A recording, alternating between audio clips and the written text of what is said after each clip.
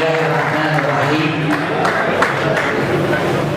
أنا الحقيقة عمر معرفتي بالجمهور هو ذاته عمر معرفتي بحركة الكفاية.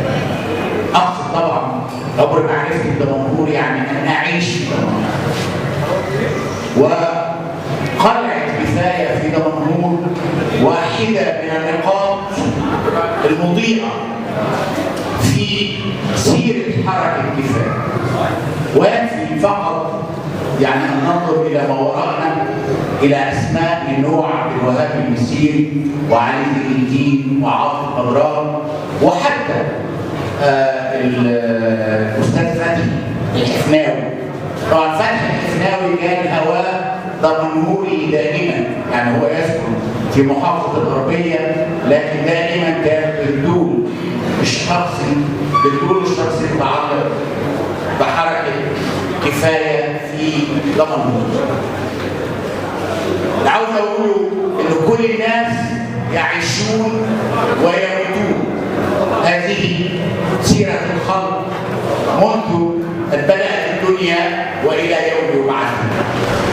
لكن الشهداء وحدهم لا يموتون أبدا. ولذلك أنا لست في محفل نساء لا لعاطف بدران ولا لفتحي الحفناوي ولا علي زين الدين. أنا في حفل ميلاد الشهداء، خاصة حين يتدخل الأمر مع ثورة جارية متدافعة من فصولها إلى يوم تنتصر. هذه الثورة هي ثورة الشهداء، بمعنى أن قادة هذه الثورة الحقيقيين هم شهداء. قادة هذه الثورة وأنبيائها هم شهداء. قادة هذه الثورة هم شهداء والذين فقدوا نور عيونهم لكي يرى هذا البلد طريق الموت. قادة هذه الثورة وأنبيائها هم شهدائها، ليسوا في ميادين العصف والتظاهر والمواجهة فقط، بل في ميادين الصلابة والحلم والإصرار على تجسيد هذا الحلم ناديا في صورة ناس من نوع عاطف بدران أو عبد الوهاب المسيري أو فتحي الحفناوي أو علي زين الدين أو أحمد الصياد أو كل هذه الورود التي تعلقت على درب حركة كفاية. حركة كفاية في تاريخ الثورة المصرية بصفة عامة تنهي جدالا فيه لجاجة عظيمة جدا وادعاءات عظيمة جدا حول هذه الثورة ومن قادتها. إذا كنتم تبحثون عن قادة هذه الثورة وأنبيائها فهم شهداء. إذا كنتم تبحثون عن الأب الروحي للثورة المصرية، عن الابن الروحي، عن الأم الروحية، عن البنت الروحية، فهي حركة كفاية بامتياز وقولا.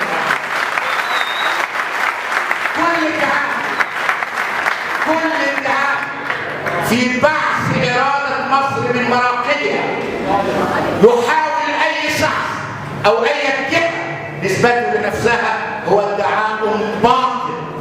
لقد بدأت سيرة الثورة المصرية المعاصرة في فصولها الحارة الأخيرة بصرخ حركة كفاية، لأن حركة كفاية ليست فقط هي التي رفعت سقف المهددات، بل هي أيضا التي خلقت ثورة الشارع وأخصبت الشارع المصري بنداء المقاومة المنتصرة إلى الآن. عشان كده أنا مش بقول فقط، أقول طبعا الله يرحم عم فتحي والله يرحم شهدائنا جميعا، لكن أقول لعم فتحي والعاطف بدران والعبد المسيري والعم زين الدين والأحمد الصياد ولمئات الشهداء في الثورة المصرية والذين فقدوا عيونهم، أقول لهم قوموا من موتكم لأن البلد تقوم من موتها الآن. انزعوا أكفانكم لأن مصر تنزع أكفانها الآن. وحين تنزع مصر أكفانها فلا تستطيع قوة مهما تصورت أن لها سلطان أو أن لها قوة أو أن لها تنظيما أو أن لها بأسا، لا تستطيع قوة أن تقف في طريق المال المصري الذي خرج من قبره. ضغطنا على مصر ظللنا ندق على باب مصر سنينا، وحين قامت مصر فقد كنا مجرد أفراد في مسيرتها الماردة ومسيرتها الجامعة المتصلة إلى الآن. حركة كفاية والثورة المصرية هوايتها تحطيم الأصنام، وقد حطمت الثورة المصرية صنما كان اسمه حسني مبارك. وأنا أقول للأصنام الذين ينصبون أنفسهم الآن لن تلقون مصيرا أفضل من مصير حسني مبارك. مصير الخلة الذي انتهى إليه حسني مبارك هو ذاته المصير الذي ينتظره. هذا الكلام أهميته في هذه اللحظة إنه فيه حتى قبل القرارات الأخيرة، قرارات اليوم، أهميته في هذه اللحظة أن هناك روحا سارية من الإحباط والقلق. وأنا بصراحة عاوز أقول لكم كلما رأيت المصريين محبطون، كلما رأيت المصريين في حالة قلق، أدركت أن هذا البلد يستعد لثورة جديدة. كان الناس يسألوني قبل أن يرحل مبارك من أين يمكن أن يأتي الأمل؟ كنت أقول لهم دائما من اليأس ذاته. حين لا يعود بوسعنا أن نيأس أكثر مما يئسنا ينفتح باب الأمل. وبصراحة لم يعد بوسعنا أن نيأس أكثر مما يئسنا، وشعور التحزين لثورة جديدة هو الذي يجتاح مصر الآن كما كان يجتاحها قبل ذهاب مبارك. كنا نعرف أن ذهاب مبارك بشخصه لا يعني ذهاب النظام، لكننا كنا نقول بوضوح أن ذهاب مبارك حتى بشخصه هو الذي يخلق القوة الدافعة لإسقاط النظام. كنت دائما أقول إن مبارك عامل زي المثل الموجود في القرى وفي المدن وفي في القرون المصريين عموما، إن واحد كده لما يتجوز يحصل الآن إنه مربوط، أصله معمول له عمل. كنت دايما أقول البلد دي مربوطة، معمول لها عمل، وعملها الأسود هو حسني مبارك شخصيا. كنت دايما أقول إن هذا العمل الأسود مش مجرد تشبيه مجازي بحالة فردية لحالة عامة. هذا العمل الأسود كان اسمه إيه؟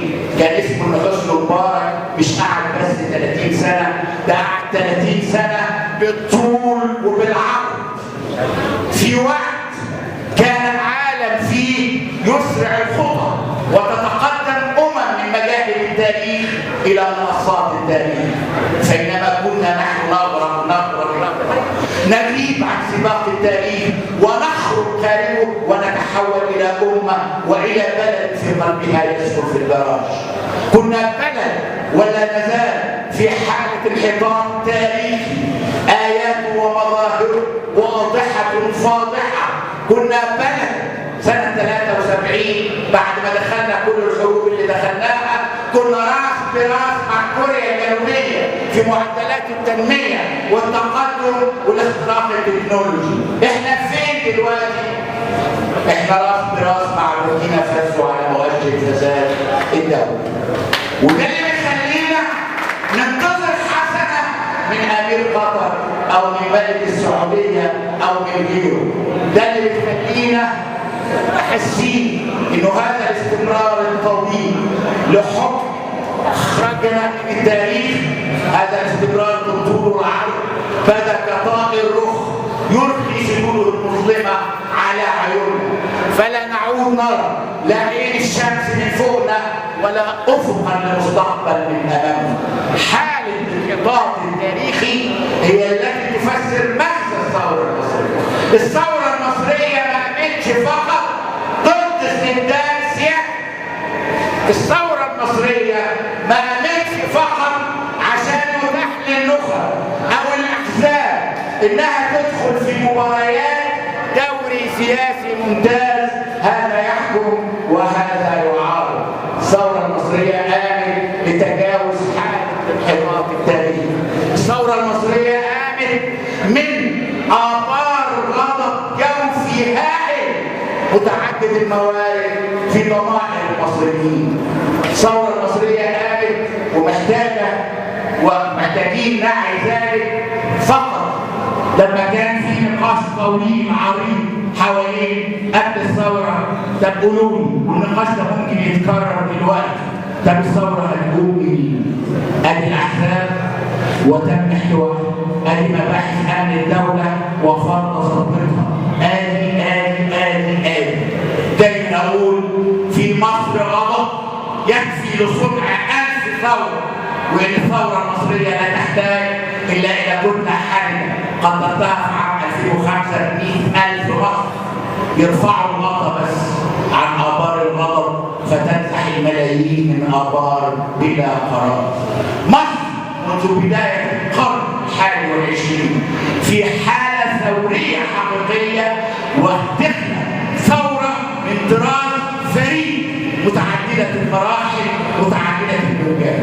الموجة الأولى حصلت في 25 يناير ل 11 فبراير، خلعت الرأس فقط، أنهت وضع البلد المربوط، استعادت الخصوبة لتكوين مصر. وده واضح جدا يا إخواني، خدوا بالكم احنا عشنا مرحلتين. قبل الثورة كنت لما تدور على حركة سياسية أو عاوز تبني تنظيم أو لآخره كنت بتقول منين أجيب ناس لمعنات الكلام يوم، منين أجيب ناس؟ كان في جفاف سياسي. بعد الثورة وفي الأيام اللي احنا عايشينها دي 90 مليون مصري اتحولوا ل 90 مليون سياسي في حالة قلق عام، والكل بيتساءل عن الفقرة الثانية. طبعا ما مر بنا منذ خلع مبارك إلى الآن وباختصار هو تم خلع رأس النظام، فضل النظام مستمر في صورتين متتاليتين. الصورة الأولى هي صورة المجلس العسكري، والمجلس العسكري امتداد بالمبنى والمعنى لحكم مبارك.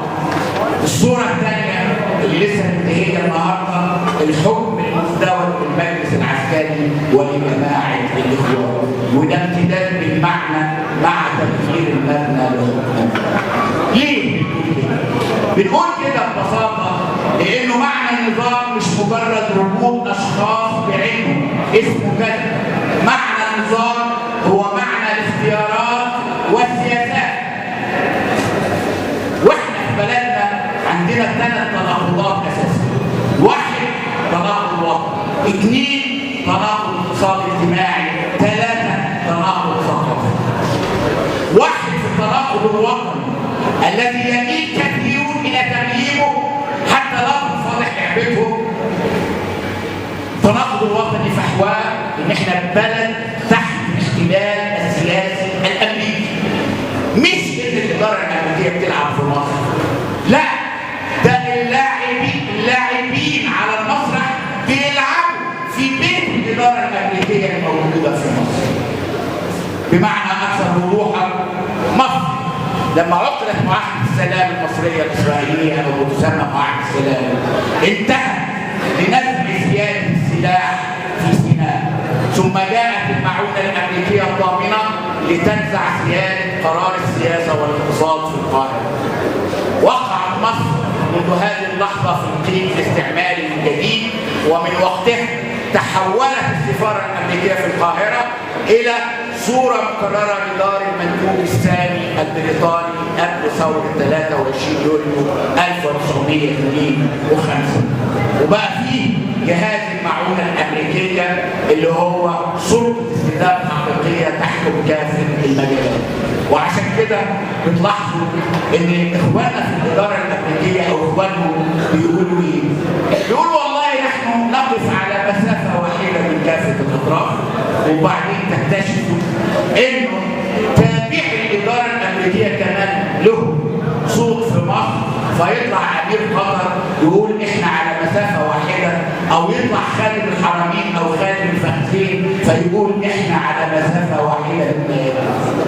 مصر مستعمره امريكيه اسرائيليه امتياز، واي حديث عن ان مجرد ممارسه ديمقراطيه فيصلح حال مصر هو محض زيف ووهم وخيال. لانه ببساطه احنا مرينا بهذه التجربه قبل ثوره 23 يوليو 1952 لما كان عندنا قصر الملك ودار المندوب السابق البريطاني وشويه احزاب بتتخانق عشان توصل حكومه وتعين اعضائها موظفين زي بالضبط ما بيعمل الاخوان دلوقتي بيتعاملوا مع البلد كغنيمه. فهنا النقطه الجوهريه في تحديد موقف اي طرف من جوهر الثوره المصريه هو موقفه من قضيه تحرير مصر من الاستعمار الامريكي والاسرائيلي. يعني ايه تحرير مصر من الاستعمار الامريكي؟ يعني انا بقول للاخ مرسي وللاخوه في قياده الاخوان المسلمين حتى لا اعد، لان تنظيم الاخوان المسلمين ومنتسب الاخوان واعضائهم وجزء كبير من جمهورهم هو قطعه حيه من الجمهور المصري، انما عند مركز القياده هناك حسابات اخرى وكواليس اخرى. بقول للاخ مرسي ببساطه انه هل تستطيع اتخاذ قرار بالغاء المعونه الامريكيه لمصر؟ هل يستطيع الاخ مرسي ان يتخذ قرار بان احنا تكون علاقتنا بامريكا زي علاقتنا باي بلد في العالم، فعدد الدبلوماسيين الامريكيين في القاهره يبقى عدد الدبلوماسيين المصريين في واشنطن؟ اتحداه. بقول للاخ مرسي وهو ويعرف خيرا الشاطر اكثر منه طبعا انه المحطه المركزيه الرئيسيه للمخابرات المركزيه الامريكيه موجوده في السفاره الامريكيه في مصر. بقول للاخ مرسي وهو يعرف وان لم يكن يعرف فليسال خيرا الشاطر انه القوات الامريكيه تحت اسم القوات متعدده الجنسيات موجود في شرق سيناء في 3 نقاط في الجوره وغرب نويبع وفي خليج تيران. بقول له تقدر تشيل القواعد العسكريه الامريكيه في مصر؟ اتحداه. بقول للاخ مرسي وللذين يخدمون تحته الان مش في منازعه بعد القرارات الاخيره في الجيش المصري، بقول له تقدر تلغي مناطق نزل السلاح في سيناء الممتده الى عمق 142 كيلومترا في عمق سيناء، وسيناء دي 3 امثال حجم فلسطين كلها؟ ولا اقول لك اللي انت بتعمله دلوقتي، اللي بيعملوه دلوقتي يا اخواننا في سيناء انهم بياخدوا اذن بمعنى احنا عاوزين نودي 5 طيارات عسكريه لسيناء عشان نقصف الانفاق اللي هي مطلق اسرائيل من الاصل، فيقوم مجلس الوزراء الاسرائيلي المصغر المجلس الامني ياخد قرار عشان يأذن للمصريين. بقول للاخ مرسي وهو يعرف وان لم يكن يعرف فليسال خيرا الشاطر ان طيارته الرئاسيه ما بتروحش سيناء الا باذن اسرائيل. كل هذا الحوالي بمعنى القضيه الوطنيه المصريه وقضيه تحرير مصر من الاستعمار الامريكي الاسرائيلي هي القضيه الاولى، لانه بدونها لا امكانيه لا تنميه حقيقيه ولا ديمقراطيه حقيقيه. يعني بدونها مش هتعمل برنامج نووي، بدونها مش هتعمل برنامج فضائي، بدونها مش هتعيد بناء جيشك ولا مخابراتك ولا غيره من اجهزه ما يسمى الدوله العميقه اللي اتحولت لدوله عبيطه فضحتنا على ملأ من العالمين.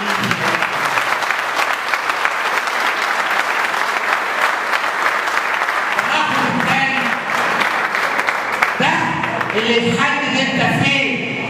قياده الاخوان عليها ان تقول بوضوح هل هي تخدم الامريكيين والاسرائيليين في مصر ام هي مستعجله او كما يقولون باللغه التي يفضلونها تعمل في خدمه الشعب المصري. استمرار ذات السياسه اللي كان بيوصف على اساسها امبارح بانه اعظم كنز استراتيجي الاستراتيجي الاسرائيلي قد يحول الاخ مرسي لسلف مبارك في كونه اعظم كنز استراتيجي اسرائيلي في مصر. اثنين، في التناقض الاقتصادي الاجتماعي، مصر تحولت لبلد منقسم بصوره حاده بين اغنى طبقه وافقر شعب. في 60% من السكان على الاقل تحت خط الفقر والبطاله والعنوسه، وفي ادنى طبقه اللي هي جماعه البيزنس، ادنى من طبقه امراء الخليج. وهنا لاول وهله هم عاوزين يوهمونا انهم اطراف متعدده، بينما هم جميعا يعبرون عن مصالح جماعه البيزنس. وضوح اكثر، ايه الفرق بين الملياردير خيرت الشاطر والملياردير احمد عيد؟ الدق لو حلقت دق لخيرت الشاطر هتشوفه تحتها وشها.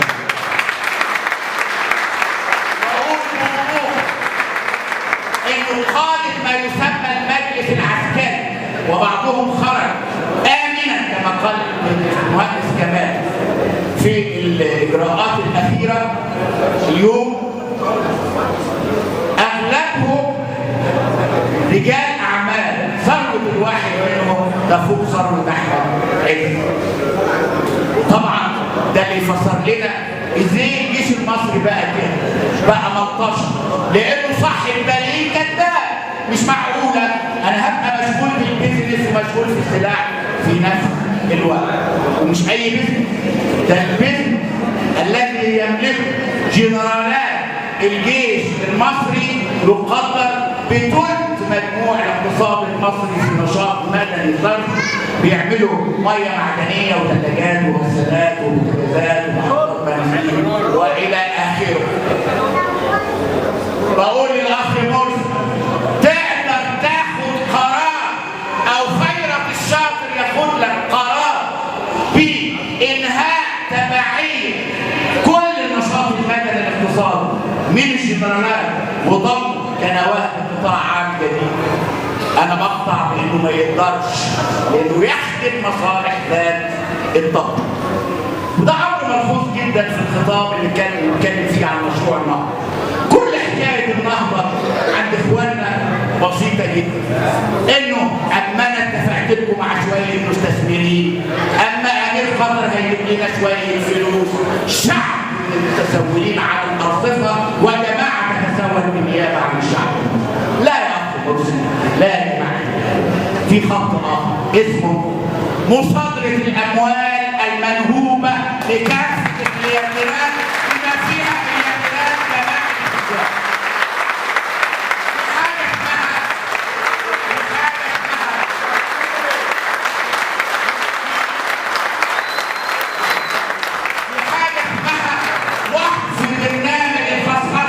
اللي هو المصمصة وإعادة مصانع وشركات القطاع العام إلى حضن الدولة المصرية وتوظيف عمالها. في حاجة اسمها إن الملياردير اللي يغلق مصانع بحجة مالي وأنا حر فيه، في إجراء ضده اسمه تأمين هذه الممتلكات وتمليكها لعمالها وبناتها. في حاجة اسمها وقف ضرب الفلاحين من الأرض. في حاجة اسمها إعانة بطالة العاطلين. في حاجة اسمها تأمين صحي شامل. في حاجة اسمها الشعب مش المستثمرين. احنا شبعنا وعرفنا من كلام مبارك ثم كلام جماعة العسكري ثم كلام جماعة الإخوان عن تعريض الاستثمار وتطوير الاستثمار، والآخر طلعوا جماعة وصول.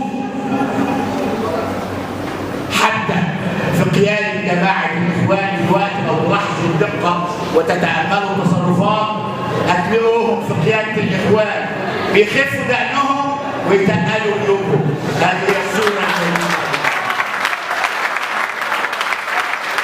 بقول لهم احنا مش بنعارض في التفاصيل، احنا بنعارض في جملة اتجاه، لأن الثورة مش الثورة حساب بالجملة، مش حساب في بقالة بالقطاعي. ده انت قلت كلمة كويسة هنا وقلت كلمة وحشة هنا. انت نفسك أول زيارة خرجت فيها من مصر رحت فين؟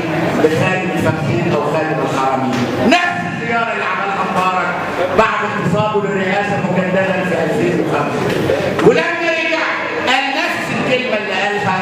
مبارك. أمن الخليج خط أحمر، يعني يقصد أمن أمريكا في الخليج خط أحمر، ونحن جنود مجندون لك يا أمريكا في الحرب ضد إيران، حرب منتظرة كما كنا كذلك في الحرب ضد العراق. هذا هو الأوان حتى في الديمقراطية ذاتها، وهي التناقض الثقافي.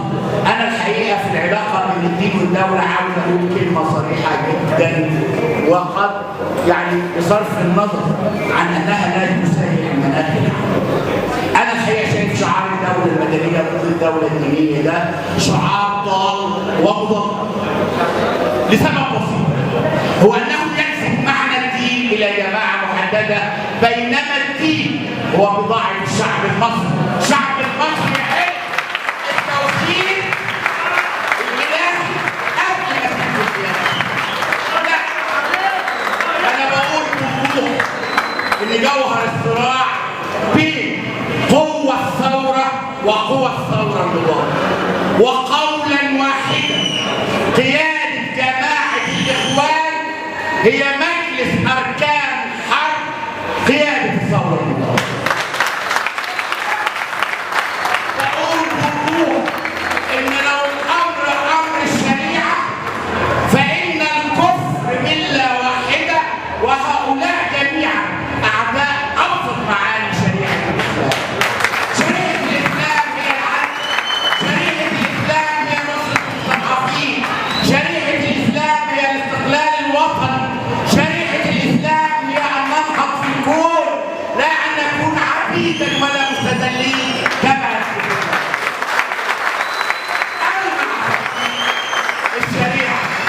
وبقول إن أول أعداء الشريعة هم هؤلاء الذين اتخذوا من الشريعة مطية لمجرد الوصول إلى مراكز السلطة، ليبدأوا بيبدوا بالمال وبالذهب والفضة تقوى بها جباههم يوم العصر. في ضوء هذا المعنى أنا أعتقد إنه قد يكون شيئا صغيرا جدا أن نتساءل عن مغزى قرارات اليوم كجملة.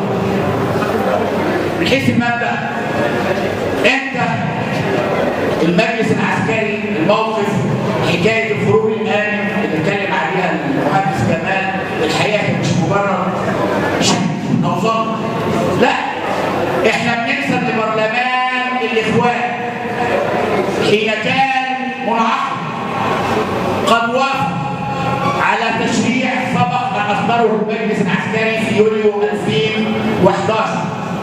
التشريع ده في صورة تعديل على قانون الأحكام العسكرية. بيقول إيه التعديل ده؟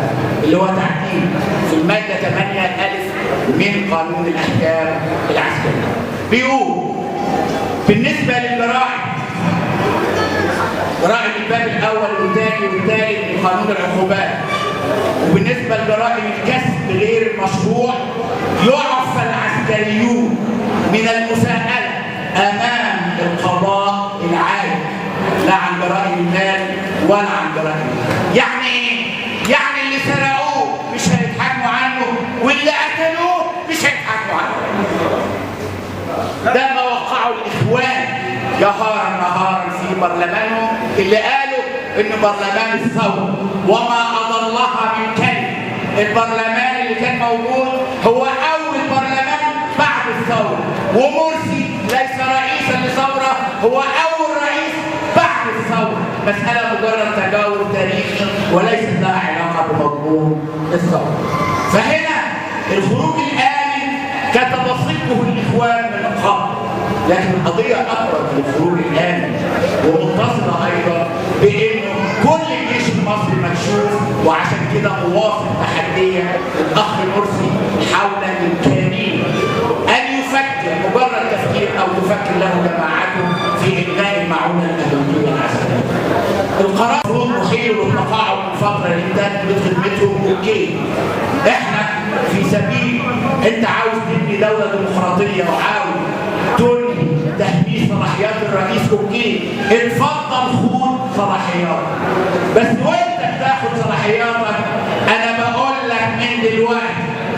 انت رئيس منتخب واحنا اللي نجحناه مش جماعه الاخوان.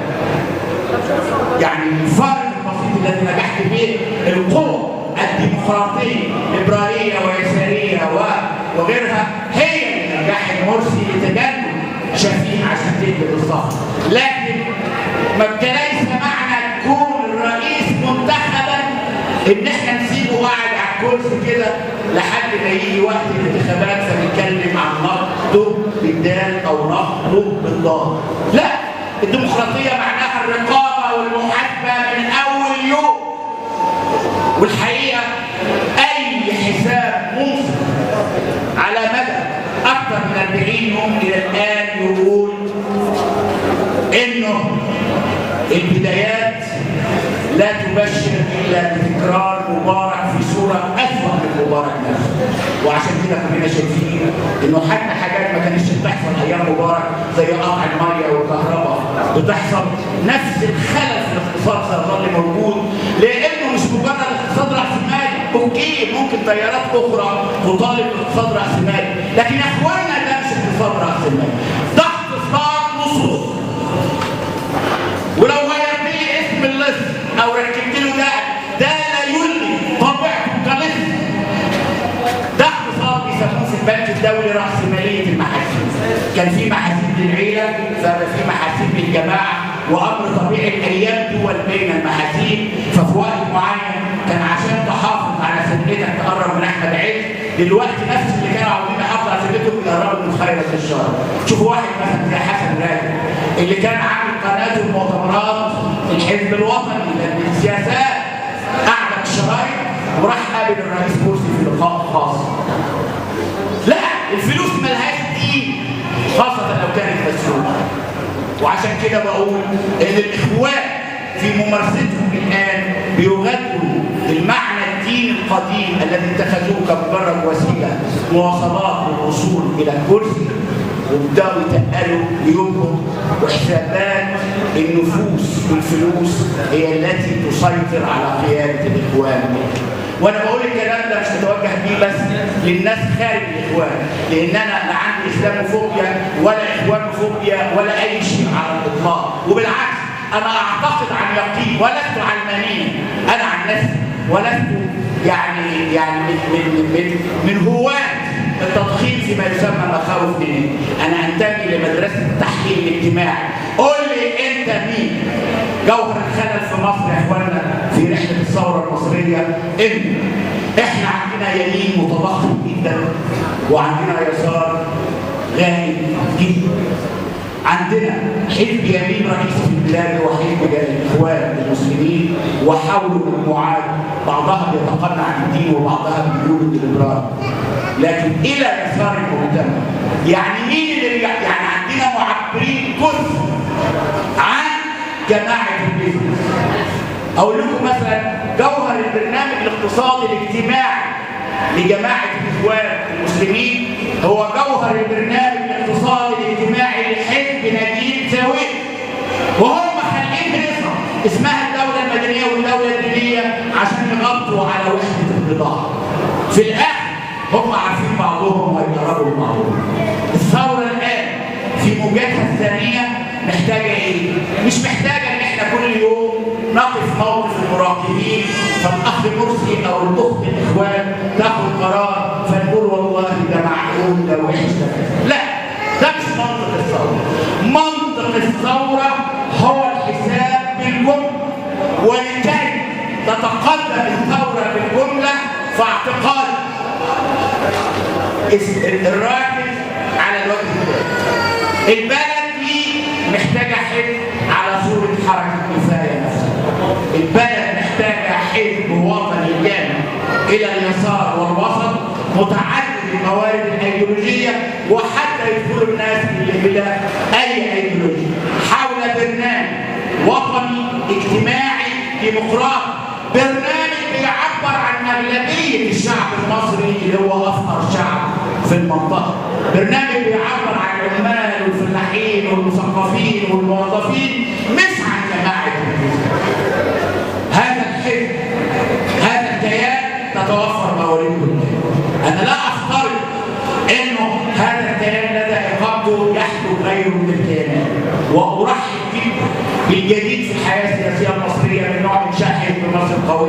او حزب الدستور او غيره او غيره، لكن الخلل يظل قائما. عشان تعمل ديمقراطيه حقيقيه تحتكم الى صناديق الانتخابات وتعمل انهاض الشعب المصري من حاله الانحطاط التاريخي، انت محتاج تواجه العقيده.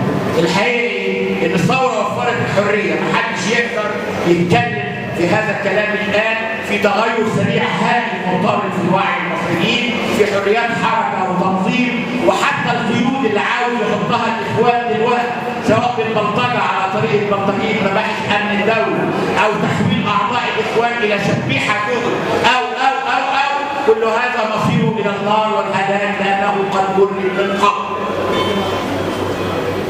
لكن انت محتاج كيان يصح ان يسمى عمودا فقريا قادرا على مواجهه وهزيمه الاخوان المسلمين في اول انتخابات عامه. وعشان يهزم الاخوان لازم يقدم برنامج مختلف، برنامج الشعب المصري مش برنامج اللصوص المصريين. جماعه الاخوان تحت لصوص مصر، احنا محتاجين شعب مصري مسؤول متزن اللي بيفيق الان وبيستعيد الشعور بالالم. بالجمله عاوز اقول ان شهدائنا ما ماتوش لانهم بيقوموا مع أمة مصر. وبالجمله عاوز اقول ان الثوره ما وصلتش للسلطه، الثوره في خارج المقاومه في الشارع لا تزال تقاوم مع ثقه جديده مضاعفه من دورتها الاولى ان عندها مقدره اكبر على هزيمه الطغيان في اي صوره كانت. ثم بقول انه الثوره عشان توافق سر سواء بحركه الشارع او من خلال صناديق الانتخابات يحتاج هذا البلد الى حزب جديد، الى كفايه جديده جدا. كفايه كان وجها عظيما من وجوه تألق ان نجحت في جمع ناس من موارد ايديولوجيه متعدده على هدف واحد. بالدقه نحن نحتاج الى استعاده درس الكفايه الان، وعلى الكفائيين قبل غيرهم المساهمين بجديه في انشاء التيار الشعبي الذي يهدي الاخوان في الشارع وفي الصناديق باذن الله. بالجمله لقد حطمت مصر اصنامها القديمه وهي قادره الان اكثر على تحطيم الاصنام الجديده حتى لو كانت تلبس صقور. دول كوعيه يا اخواننا، ارحمونا، لا انتم من ديننا ولا انتم من اهلنا، انتم اهل الرصوص تحديدا، انتم اهل التبعيه للامريكان والاسرائيليين. كنتم من الناس الكذابه، لان الناس الكذابه سوف تهدم بكم